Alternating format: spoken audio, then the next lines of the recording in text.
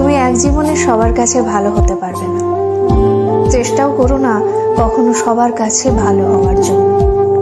কারণ সবার কাছে ভালো হতেই হবে এমন মাথার দিব্যি কেউ তোমায় দেয়নি।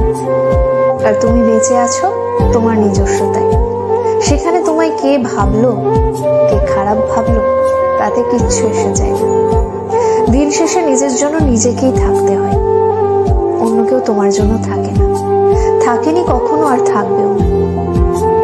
কারোর কাছে তুমি ভালো, ভীষণ ভালো, আবার সেই তুমি কারোর কাছে খুব খারাপ, জঘন্য একজন মানুষ।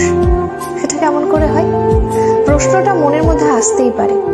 আসলে আমাদের কে ভালো ভাবছে আর কে খারাপ ভাবছে সেটা বিপরীতে থাকা মানুষটার মানসিকতার উপরই নির্ভর করে। সেই পরিপ্রেক্ষিতে অন্যের মানসিকতার পরিবর্তনের ভার তো তুমি নিতে পারবে না। তাই তোমায় কে কি ভাবলো এই নিয়ে ভাবনা চিন্তাটা একটু দূরেই রাখো।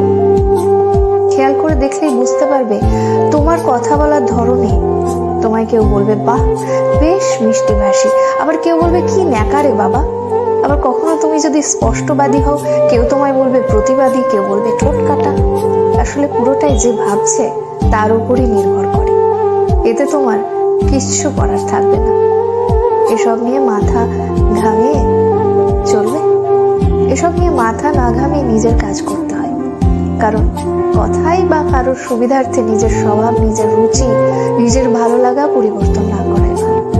কারণ দিনের শেষে নিজের জন্য নিজেই থাকবে, আর কেউ থাকবে।